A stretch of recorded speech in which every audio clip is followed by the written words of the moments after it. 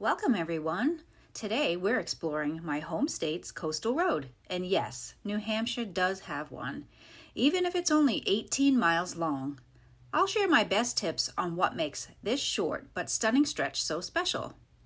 Funny side note, during my travels across the US, when people ask where I'm from, they often confess they get Vermont and New Hampshire mixed up. I totally understand, with New England states being so small.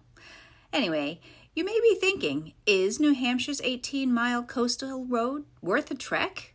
Could it be the prettiest drive in New England? And what can you discover along the way? Well, let's find out.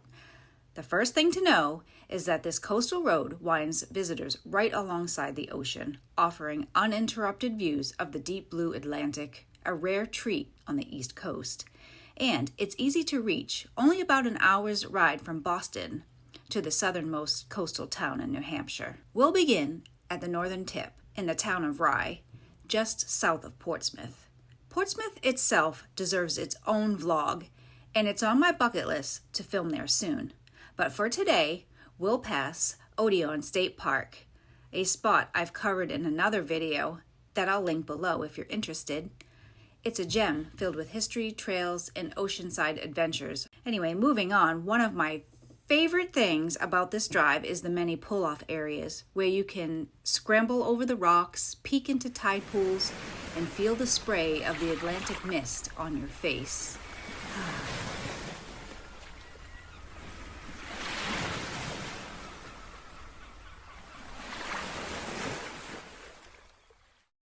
Continuing our curvy drive past lovely, windswept homes, we come to Wallace Sands State Beach. This public recreation area is a favorite for families, with its wide sandy shoreline, bathhouse, and picnic areas.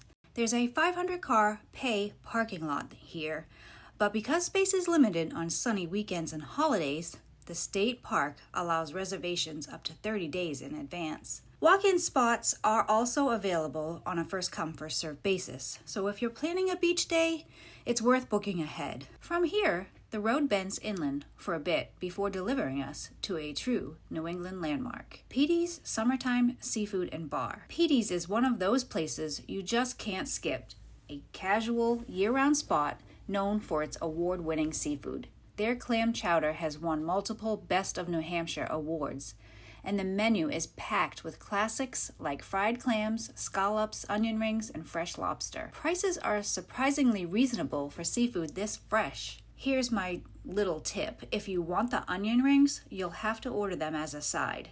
They won't substitute them for fries, but they're worth every penny. Petey's also has a fantastic upper deck with marsh views.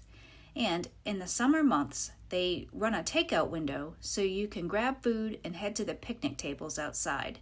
Just note, they don't take reservations and parking fills up quickly. That said, we've discovered our own favorite little spot nearby where we like to bring Petey's takeout and enjoy it with an even better view.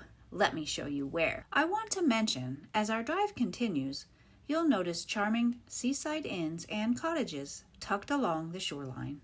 Places like Wentworth-by-the-Sea offer oceanfront views.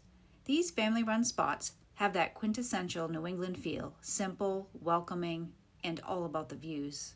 Imagine falling asleep to the sounds of crashing waves just outside your window. Or perhaps waking up early to sip coffee on a porch overlooking the East Coast sunrise. Like Petey's, Ray's Seafood Restaurant is another family-run for decades restaurant. And as we pass that, we're going to come just around this very sharp bend to our next destination. A short drive from Petey's, you'll find Rye Harbor State Park, a narrow little peninsula that juts out into the Atlantic. Okay, this park is small, but it's incredibly picturesque. From here, you get sweeping views of Rye Harbor itself. On a clear day, you can even spot some of the Isle of Shoals scattered offshore. When I was a kid, the parking lot stretched all the way out to the tip of the park, and I remember walking the jetty, feeling like I was heading straight out into the ocean. Those memories make this stop feel extra special to me. It's the kind of place where you can pause for a moment, breathe in the salty air, and just take in the beauty of New Hampshire's rugged coastline. Whether you're watching boats drift in and out of the harbor, or setting up a picnic with the waves as your soundtrack, Rye Harbor is a perfect reminder that sometimes the smallest stops leave the biggest impressions. Check it out.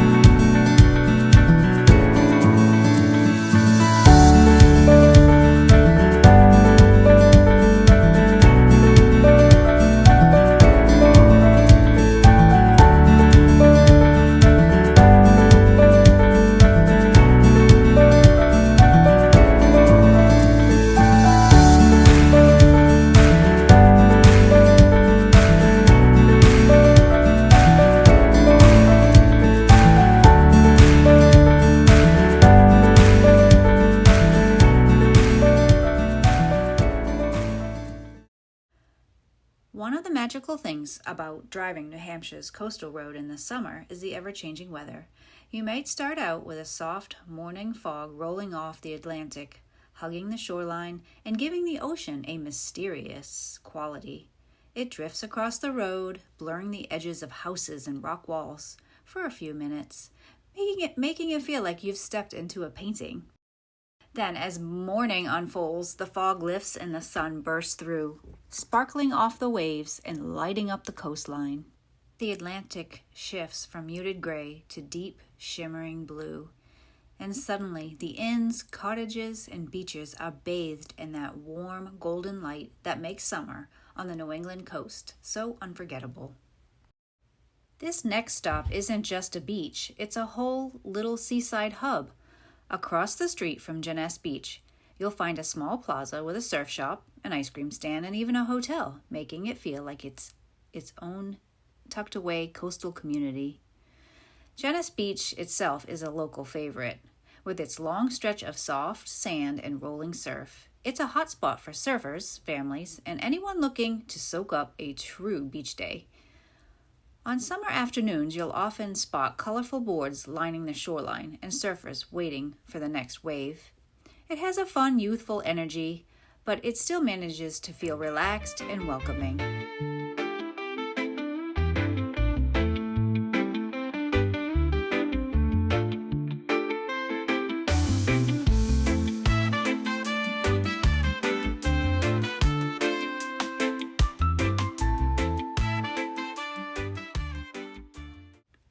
Here the road takes on a different vibe. I like to call this stretch the Mansions. Essentially, it's a winding section of road where there are a series of historic seaside estates.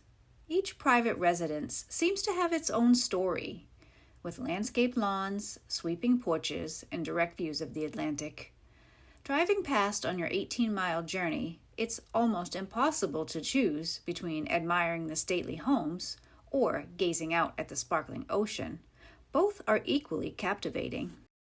If you're interested in seaside estates, you might want to check out my video on the mansions in Newport, Rhode Island. I'll link it below. Tucked behind a couple of these mansions is a hidden gem. It's called Fuller Gardens. Now, Fuller Gardens is a seaside public botanical garden open daily from mid-May through mid-October. As you stroll through the gardens, you'll discover beautifully curated flower beds, shaded walking paths, and quiet nooks, perfect for reflection or a slow, mindful pause. It's the kind of spot that truly feels like a secret garden. It's a serene reminder that New Hampshire's coastline isn't just about beaches and waves, but also about quiet, contemplative beauty.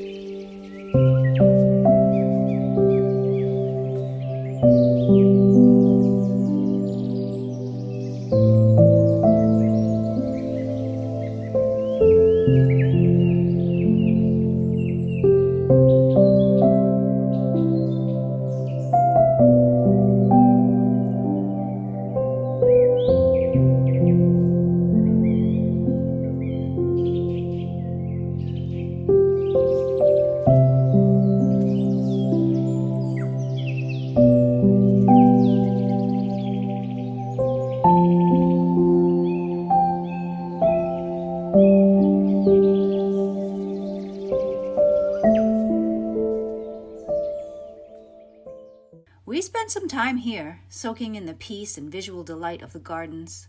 From within the garden walls, a charming church across the street caught our eye. It beckoned us to explore further. By the way, we've left the town of Rye and are now in Northampton, where Fuller Gardens and Union Chapel are located. Union Chapel was built in 1877 in the Gothic Revival style. From here I'm pointing out to the ocean, which is currently shrouded in fog. Oh, how that tricky fog has teased us all day. One moment you catch a glimpse of the Atlantic and the next it's hidden away. There's so much to see here in New England, and while I wish I could show you everything, the videos would end up being way too long. That said, I couldn't resist taking a tiny detour down one of these side roads, just so you could soak in the charm of these quintessential homes, if only for a few seconds. Let's not get too distracted. Classic New England problem, right? One minute you're chasing ocean views, the next you're wandering down a side street because the houses look something like out of a postcard. But hey, that's part of the charm. Every turn feels like a little treasure waiting to be found. Despite the intermittent fog and the temperature hovering around 72 degrees, we just had to stop for frozen yogurt at the beach Plum. It's one of those seacoast traditions you can't skip, no matter what the weather is doing. We grabbed our treats and settled onto a picnic table. And right on cue, the sky shifted again. A cool breeze drifted in, followed by a light sprinkle. But don't fret, we'll see bright sunshine in just a few more minutes. Moving south, welcome to the Northampton seawall. This stretch of the drive runs right along the ocean, with just a low wall separating the road from the crashing waves. There are places to pull over here. On stormy days, the waves sometimes even spray up and over the wall, making it a dramatic spot to experience the raw power of the sea. But for now, these beachgoers are just hanging out and soaking up the sun as it's starting to come back out. We're coming to the last stop on our tour today, Hampton Beach, and miraculously, the sky has cleared to a bright blue, making this stretch of sand a big hit today. Hampton is always buzzing with energy, from the boardwalk to the wide open beach, and it's the perfect way to wrap up our coastal drive. I actually have a whole video dedicated to Hampton Beach, so if you'd like to dive deeper into what makes it so popular, I'll drop the link in the description box below. That brings us to the end of New Hampshire's little slice of coastline, just 18 miles, but packed with so much charm, history, and beauty, from tide pools to state parks, to hidden gardens, old, grand homes, and of course, yummy food along the way. I hope you enjoyed tagging along with me today. If you love these kinds of cozy New England adventures, don't forget to subscribe. I have so many more places I cannot wait to share with you.